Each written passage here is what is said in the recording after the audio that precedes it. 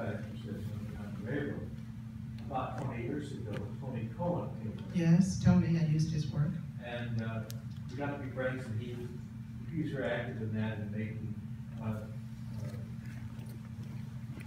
movies about it and so forth. That's right. But I think that caused, along with all the other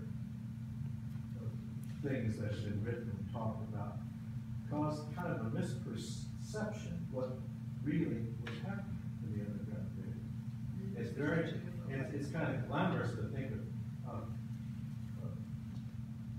fearless Quakers that are just so willing to help poor black people escape. Yes. It's a lot more complicated than that. Yes. And I got to tell you a quick story. By the way, about a month ago, the New Yorker had a very good article on the Underground Railroad. From the Colson book, yeah. And what the author said was that this is something that didn't really happen much in the deep South because it couldn't work very well there as it did further north. And I never did that. And but here's what, when I got to know Tony and got interested in this subject, I live in an old house, about a mile from here. And it's the first house the Staplers built. Okay. And I thought, well, I'll call up the Stapler brothers and see what's all about that, see if this house was involved with that. I wasn't quite prepared for what I got. These were men I had known for 20 years. I liked them.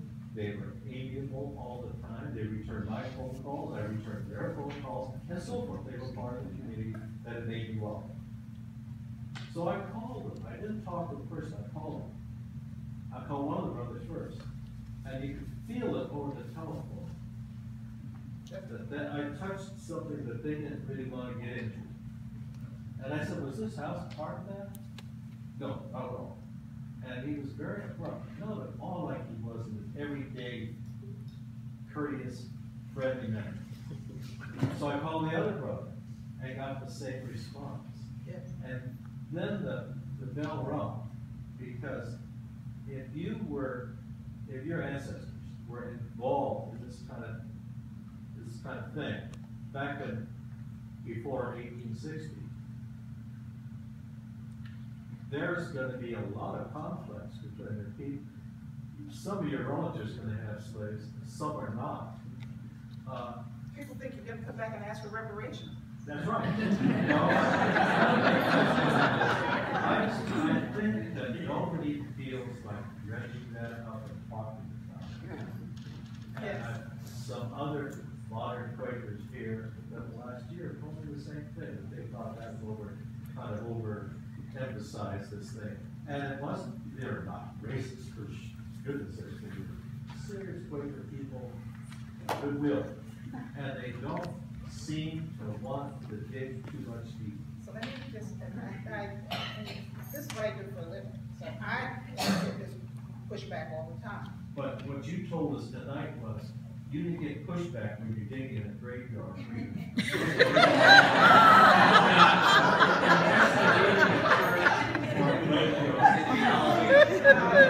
Just find what you're flying. The people don't come around and say, well, why do you want to do that? Yeah, they do.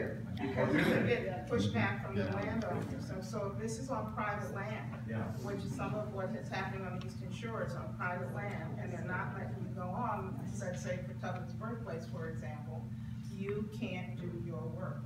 And so some of this is on private land, and we don't get permission to dig. The Tillmans, who allowed us to dig down in the Eastern Shore for Frederick Douglass's site, that's a private dig. So you get pushback from that. And hang on, I'm gonna say something that's gonna settle down. Settle down.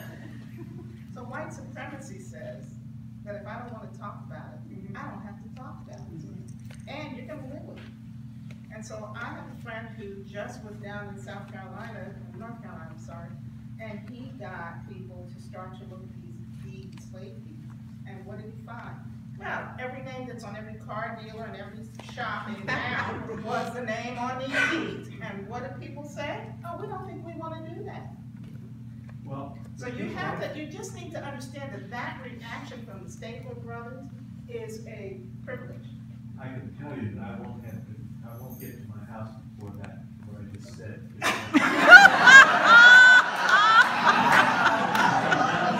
I want to make it very clear. These are not racist people. They're not. They are just wholesome, good folks. Sure, I know lots of wholesome good folks, but I'm telling you. I was really surprised. Well, because you were naive. You were naive. You know, I'm not going there, but you know, people are so shocked by what's going on in the political system. I'm saying, if you were living in my world and reading this stuff, you would be surprised. Yes, my first is, how long have you dedicated your life to this? Because you keep telling us to take up the work. I'm like, is this going to be like, you know,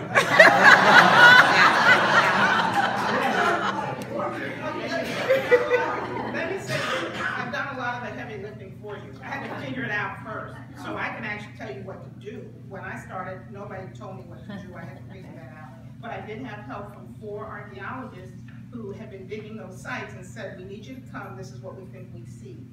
So we're building on one another's work. I've been doing this since 1998. No, let me go back. I've been doing this since 1999. So yes, it's been a long time. But you have many, I know I haven't looked, but I am sure that if somebody were to really excavate just the holdings of this museum and read them with a new critical lens, you would have a story to tell. I am sure if you were to find the earliest membership rolls for the Sandy Spring, for the Sharp Street Church, you would really you can triangulate the information. It's not going to take you 20 years. And you know, you have youngsters, you have history students, you have projects. I mean, you can get these youngsters in here, and you can bring together the historic Black community for Sandy Spring and the great-granddaughter of the descendants, and really have a true community project. So it won't take you forever, I promise. Okay, one more follow-up. You had mentioned at the beginning that there's a program at the University of Maryland that you are pushing for. Is there anything that we can do as a group to help or support it, or I would love to see that. Mostly I've been all talk because I've been out. You know, I'm doing it. I've been doing an African American critical geography. No one has come to me and said, would you like to start an African American critical geography program? No one has said that to me. But you know, I'll be teaching grad students in the spring. That's what we'll be doing. And I will send them out to do their critical geography projects. But a new field of study, and if you think about it, Black history, why on earth haven't we had a critical geography years ago? When you think about segregation, when you think about the Great Migration, when you think about all of the kinds of ways in which African Americans have had to interact with the landscape and the geography of their being, we should have had this a long time ago. But we were busy struggling just to get the bare bones of a Black history together. So now that's done, and we can go on to the next stage. So, Well, thank you very much for your work. thank you. Yes. A little bit off of your area of field of study. Oh, great, so why are you asking me that? Best expert I know. A few years ago, the whole Underground Railroad code for quilts. And I just wanted to get your thought on that, the whole quilt code. So I'm going to be with you because my colleagues will know I said this by the morning. Here's my answer. I have never found any evidence in any of my research that there is a quilt code. However, I do not advocate that we completely dismiss anything that appears to be untrue. What I advocate is that we continue to hold it as a research question. And so I continue to hold it as a research question. There is a woman in South Carolina who apparently has some evidence that this actually happened. I think that if we discover it, it will be a regional phenomenon. It won't be widespread. That it may come up through maybe the Appalachian Mountains or someplace in that kind of an area. That these are people who did not read or write for the most part, and that something, they had to deconstruct their visual world in a different way. And so it makes perfect sense to me that this has happened. I will say, quilters love it. I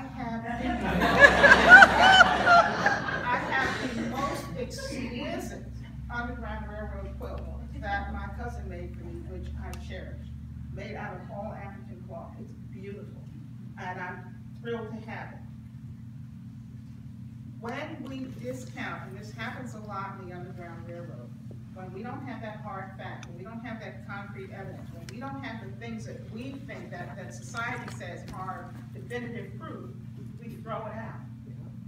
And so I've had to work in the book, I talk about how to work with oral history, how to use something that is the most discredited form of history that there is. I use oral history as another research tool. And I say this to almost all my audiences. If you give me an oral history that's 100% accurate, I know there's something wrong with the history. Right. Yeah. Nope. I expect you to be in the wrong place, the wrong zip code, the wrong spelling of the name. You're gonna have, somebody's gonna say it's your great-great-great-grandfather. No. There's inherent inside of that form is there is a level of mistake that's in there, level of error. The margin for error is great, but it doesn't mean it didn't happen. So the event happened, but the details are often fuzzy. So I hope I gave you an answer for your quote question. So I'm not, most experts just throw up their hands and won't talk about it. I'm saying let's keep looking. And my colleague, I was trying to get her to go to South Carolina to deal with this woman who was in the It Never Happened camp, was not gonna go. Now, if I had been in that position, I would have gone. And sometimes, unfortunately, people seem a little half-baked, they seem like they're a little bit off. And when that happens, their credibility diminishes. So even there, you have to set aside when people are a little quirky and listen to what they're saying. And so when I get off, I'm down in more tunnels and holes and basements and stuff that I go when you tell me. Do I believe it always? No, but I go. So thank you. One more, right? Yes, sir. I know you guys. Is there more wine? Am I keeping you from the alcohol? One of the flyers we have looking for 3 escaped slaves. They were from Sandy Spring, right here at the heart of the Underground Railroad. And what kept all the slaves from draining into the Underground Railroad right here where it was? No. What? The proximity of it. What? Yeah, I understand your question, but as I said before, Maryland is a slave state. Sandy Spring is an oasis. That that people are going to come and they're going to settle here, but they're going to be multiple reasons for people to also leave, particularly after 1850 and the passage of the Fugitive Slave Law, which I didn't even get into because I didn't want to open that up. It's just too complex. But in 1850, the country actually deputizes every single citizen to make you basically a slave catcher. And if I tell you that I have someone that I think is escaping from slavery, you are duty bound to help me, and under penalty of law and fine. After 1850, in particular, this is not a safe place to be. And the Quakers, while they are pacifists and are, you can't call them abolitionists, they're against slavery, they are not going to take up weapons to protect you because that is outside of their moral code. So your protection is dependent upon their kindness. but it is not dependent upon their activism. Does that make sense? So yeah, you would think that people would come here, and it has to support you. You know, you have to still be able to eat. So the places that I'm looking at out west have lots of natural foods, natural wild, fruit trees, natural plants, lots of game, fish, so that the land can support the people. The land in Sandy Spring, particularly after you do the tobacco cultivation, is not primed at first to support and feed large numbers of people. So there are all kinds, people have to eat, and they need to earn a living. So this is a haven, but it's not necessarily a permanent place to stay. And the people who are living here, who stay here, are invested in the land. So if there is a community here, and it's still here, I mean, I would love to see that this continuum, where I see in all of the studies where it's sort of back and forth, where you have a great deal of discussion about Sandy Spring, but I've never seen the whole 360 that I'm talking about, that brings the past with the present, and that really does that whole global, you get it, the whole thing. So, yes, it makes sense, but, Okay. yeah. All right, I think I'm probably finished.